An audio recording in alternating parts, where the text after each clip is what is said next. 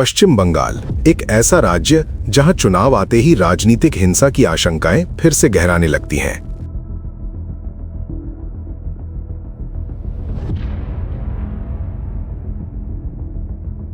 बीते वर्षों में बीजेपी और आरएसएस से जुड़े कार्यकर्ताओं पर हुए हमलों ने देश का ध्यान इस ओर खींचा है।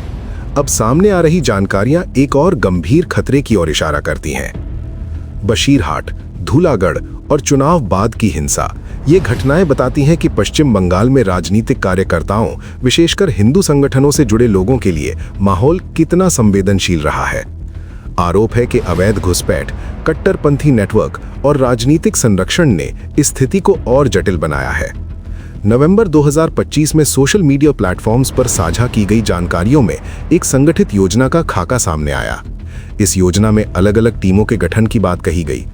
एक टीम स्थानीय लोगों से संपर्क और प्रभाव बनाने के लिए, दूसरी टीम राजनीतिक कार्यकर्ताओं और उनके परिवारों की दैनिक गतिविधियों की निगरानी के लिए, और तीसरी टीम मनोवैज्ञानिक दबाव व दुष्प्रचार के लिए। इन गतिविधियों का उद्देश्य चुनाव के समय माहौल को अस्थिर करना बताया गया है। सबसे गंभीर पहलू ये है कि केवल कार्यकर्ताओं ही नहीं, बल्कि उनके परिवारों, बच्चों, शिक्षा संस्थानों और सोशल मीडिया गतिविधियों तक का डेटा इकट्ठा करने की बात कही गई।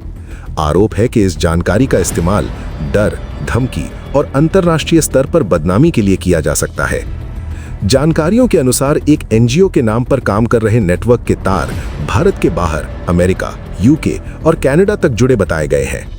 डिजिटल ढांचे की जांच में यह भी दावा किया गया कि सैकड़ों वेबसाइट्स एक ही सर्वर इंफ्रास्ट्रक्चर से जुड़ी हैं, जिससे साइबर सुरक्षा और फंडिंग को लेकर गंभीर सवाल खड़े होते हैं।